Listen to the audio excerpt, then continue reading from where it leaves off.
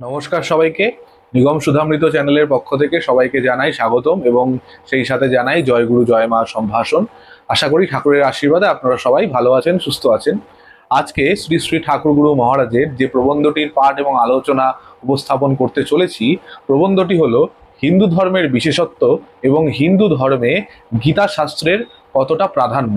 এই দুই বিষয় নিয়ে আজকের পাঠ উপস্থাপনা এবং আলোচনা উপস্থাপিত হতে চলেছে। হিন্দু ধর্মের বিশেষত্ব, হিন্দু ধর্ম, গীতা এবং তার প্রাধান্য, এই বিষয়গুলি অত্যন্ত নলেজেবল বিষয়, যে বিষয়গুলি নিয়ে সবার সম্যক ধারণা থাকে না। অনেকে অনেক রকমভাবে ভাবে। হিন্দু ধর্ম নিয়েও সবার কিন্তু আজকের দিনে ধারণা স্বচ্ছ নয়। গীতা তো অনেক দূরেরই কথা। তো শ্রী শ্রী ঠাকুর গুরু মহারাজ হিন্দু ধর্মের বিশেষত্ব বা হিন্দু ধর্মের মাহাত্ম্য এবং গীতার প্রাধান্য নিয়ে শ্রী ঠাকুর মহারাজের কি ব্যাখ্যা ছিল সেটারই পাঠ এবং উপস্থাপনা এবং আলোচনা আপনারা আজকে শুনতে চলেছেন। তো শুরু করছি আজকের উপস্থাপনা। প্রথম উপস্থাপনা হবে হচ্ছে হিন্দু ধর্মের বিশেষত্ব নিয়ে। শুরু করছি হিন্দু ধর্মের বিশেষত্ব। মুসলমান ও খ্রিস্টানদের ধর্ম সকাম অর্থাৎ কামনাযুক্ত, কেননা তাহাদের ধর্ম সাধনায় স্বর্গপ্রাপ্তি চরম ফল বলিয়া কথিত হইয়াছে। কিন্তু হিন্দু ধর্ম নিষ্কামতামূলক অর্থাৎ কামনা রহিত। হিন্দু ধর্মের কথা কি? যাবন্য ক্ষিয়তে কর্ম শুভাঞ্চা শুভ মে বোবা তাবন্য জায়তে মোক্ষ নৃণাং কল্পশ তৈরপি যথা লোহময়ী পাশই স্বর্ণময়ীরপি তথাবদ্ধ ভবে জীব কর্মভিশ্চা শুভই শুভই। অর্থাৎ যে পর্যন্ত শুভ বা অশুভ কর্ম ক্ষয় না হইবে তাবৎ শতকল্পেও মানব মুক্তি লাভ করিতে পারিবে না। যেমন লৌহ ও স্বর্ণ উভয় বিধ শৃঙ্খলেই জীবকে বাধা যাইতে পারে, তেমনি পাপ ও পুণ্য দ্বারা জীব সংসারে বদ্ধ হইয়া থাকে, মুক্ত হইতে পারে না। অথচ এই উভয়ের ভোগ না হইলে বিনাশ হয় না। ইহাই হিন্দু ধর্মের কর্মফলবাদ। এই কর্মফলবাদেই হিন্দু ধর্মে পাপের শাসন ও পুণ্যের উদ্বোধন। অর্থাৎ এই কর্মফলের থিওরিকে অবলম্বন করেই কিন্তু হিন্দু ধর্মে পাপের শাসন ও পুণ্যের উদ্বোধন। কর্মফলবাদের তাৎপর্য এই যে সুখ ভোগ হইলে তৎকারণ পুণ্য ক্ষীণ হয় এবং দুঃখ ভোগ হইলে তৎকারণ পাপ বিনষ্ট হয়। অতএব স্বর্গ সুখ ভোগের পর মানবাত্মা পুনরায় দুঃখ ভোগ করেন। সুতরাং হিন্দু ধর্ম আত্মার গতিপথ তদূর্ধ্বেও নিয়োজিত করিয়াছেন। অন্যান্য সাম্প্রদায়িক ধর্মপ্রণালী আত্মার গতিপথের শেষ দেখাইয়া দেয়, কারণ সেই দ্বৈত মতে ঈশ্বর মানবাত্মা হইতে সম্পূর্ণ বিভিন্ন পদার্থ। তাহাতে কেবল সগুণ ঈশ্বরের সূক্ষ্ম সাকার উপাসনাই পর্যন্তই বলা হইয়াছে। তাই খ্রিস্টীয় ধর্ম বি পারফেক্ট অ্যাজ গড বলিয়াই নিশ্চিন্ত হইয়াছে। তাহা মানবাত্মাকে সামীপ্য মুক্তি পর্যন্তই উঠিতে বলে, যেন তদূর্ধ্বে আর তাহার গতি হইতে পারে না। কিন্তু হিন্দু জানে বি গড। বেদান্ত বলেন ব্রহ্মবেদ ব্রহ্মৈব ভবতি, ব্রহ্মজ্ঞ পুরুষই ব্রহ্মই হন। ইহাই হিন্দু ধর্মের বিশেষত্ব। খ্রিস্টীয় প্রভৃতি ধর্মের মতো হিন্দু ধর্মেরও সম্প্রদায় আছে বটে, কিন্তু তাহা হিন্দু ধর্মের খণ্ডদেশ মাত্র। হিন্দু ধর্মেও দ্বৈতবাদ আছে বটে, কিন্তু তাহা অদ্বৈতের সহিত মিশিয়া অদ্বৈত প্রমুখ হইয়াছে, যেন সেইখানে তাহার শেষ সীমা নহে। হিন্দু ধর্মেও সাধক সামীপ্য লাভ করিয়া অ্যাজ গড হইতে পারেন বটে, কিন্তু তাহাই শেষ গতি নহে। ভক্ত আরো অগ্রসর হইতে পারেন, অগ্রসর হইয়া সারূপ্য লাভ করিয়া ক্রমশ নিস্ত্রৈগুণ্য সাধনে প্রবৃত্ত হইতে পারেন। যিনি না হইবেন, হিন্দু শাস্ত্র বলিতেছেন, তাহার আত্মার গতি সেইখানে আপাতত রুদ্ধ থাকিলেও জন্ম জন্মান্তরের সাধনায় সে আত্মার চরম মুক্তি একদিন সাধিত হইবে। তখন আত্মা নিজ স্বরূপে উপনীত হইয়া পরম আনন্দ ধামে আসিবেন। যতদিন এই নিস্ত্রৈগুণ্য সাধিত না হয়, ততদিন আত্মার কিছুতেই সংসার বন্ধন ঘুচে না। সুতরাং হিন্দু ধর্ম অনুসারে মানবাত্মার গতি অনন্ত পথে আনন্দ ধামে। আত্মা বিষয় আনন্দ সাধনা বলে ক্রমশ স্ফূর্তিপ্রাপ্ত হইয়া এই পরমানন্দ ধামে আসে। বিষয়ানন্দ ব্রহ্মানন্দের দ্বার স্বরূপ।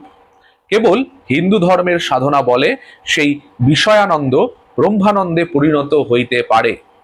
বিষয় লোকের আত্মায় বিষয়ানন্দ রূপে ব্রহ্মানন্দ আভাসিত আছে মাত্র। কারণ সংসারের নানা মায়া বন্ধনে সংসারীর আত্মা আবদ্ধ রহিয়াছে। আবদ্ধ থাকাতে আত্মার আনন্দ স্বরূপ আবরিত হইয়া পড়িয়াছে।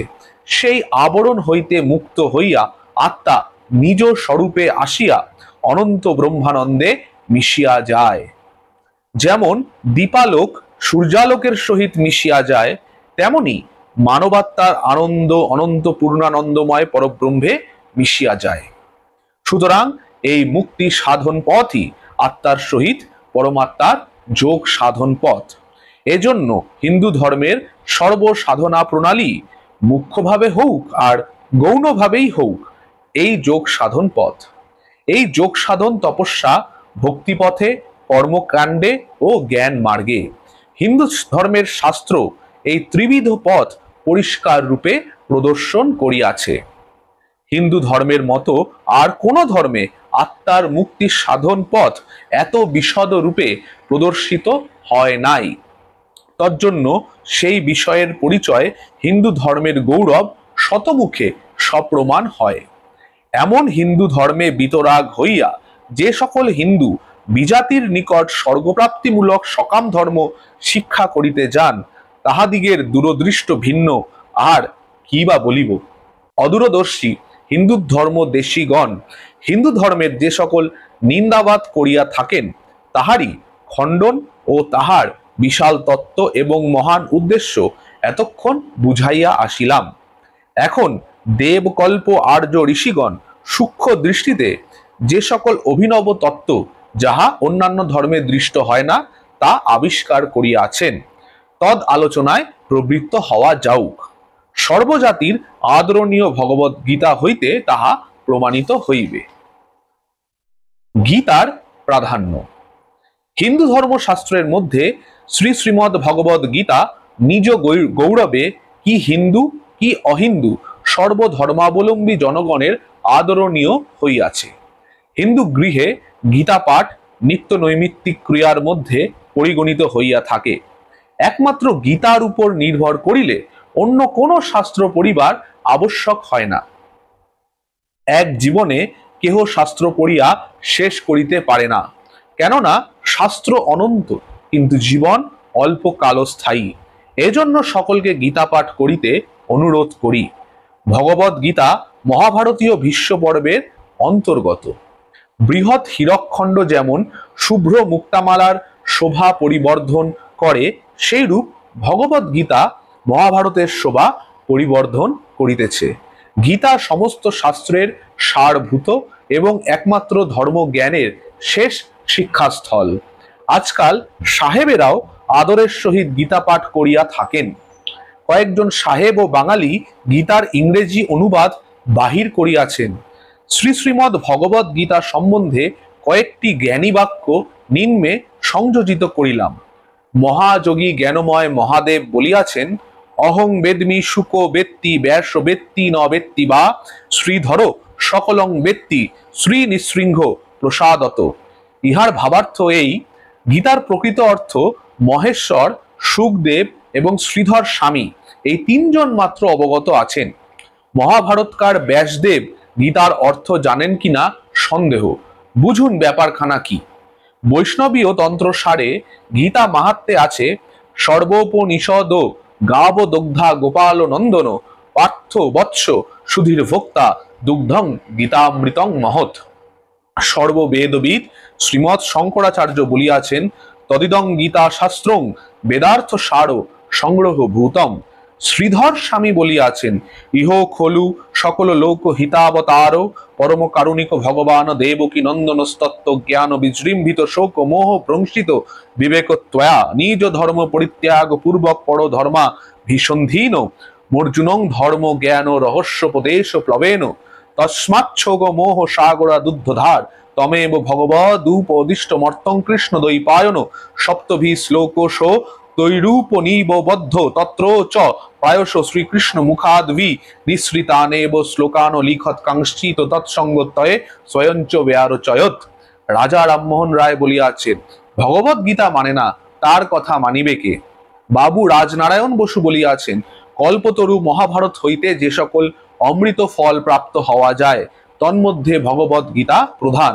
মহাভারত রূপ খনিতে যে সকল হীরক পাওয়া যায় তন্মধ্যে ভগবত গীতা সর্বশ্রেষ্ঠ। মনিয়র উইলিয়াম সাহেব বলিয়াছেন, in which poem the Mahabharata it the Bhagavad Gita lies inlaid like a pearl, contributing with other numerous episodes to the tessellated character of that immense epic. H. Wilson Sahib বলিয়াছেন, the Bhagavad Gita, as is well known, is a treatise on theology. It is a section of Mahabharata as observed by Schlegel is proved to be genuine and unadulterated work. Schlegel and Wilkins both regard it as a composition of high antiquity. আমাদের ভালোবাসার জিনিসকে অপরে ভালো বলিলে সুখ যেন দ্বিগুণতর হয়, তাই সাহেবদিগের উক্তিও উদ্ধৃত করিলাম। যাহাদিগের শাস্ত্রে অধিকার হয় নাই, তাহারা নানা শাস্ত্র আলোচনা করিয়া খিচুড়ি না পাকাইয়া ভগবত গীতা পাঠ করিবেন। যদিও বর্তমানে গীতার প্রকৃত অর্থ বুঝিবার বা বুঝাইবার লোক সুলভ নহে, তথাপি ধর্মজ্ঞান পিপাসু ব্যক্তি শুদ্ধ চিত্তে ভক্তির সহিত নিত্য গীতা পাঠ করিবেন। মহাত্মাগণ বলেন, ভক্তিপূর্বক গীতা পাঠ করিলে আপনা হইতে গীতার প্রকৃত অর্থ সাধকের হৃদয়ে উদয় হয়।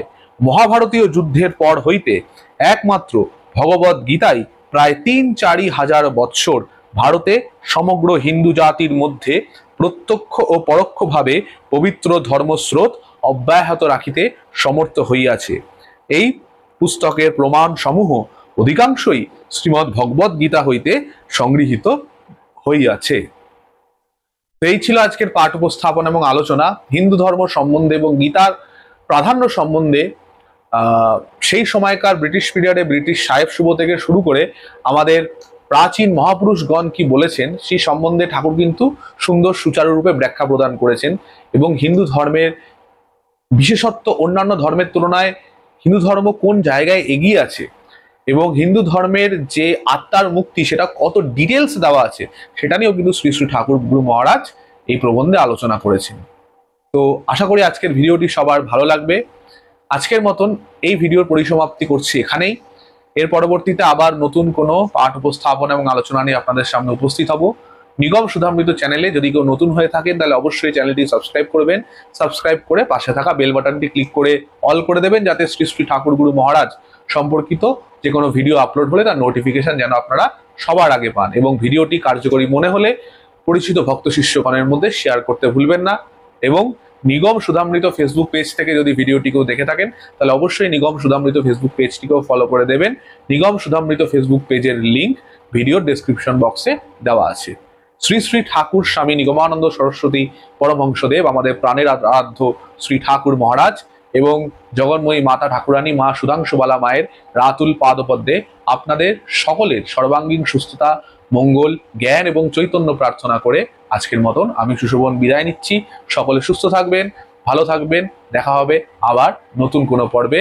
সবাইকে জানাই আমার পুনরায় আন্তরিক নমস্কার এবং জয় গুরু, জয় মা।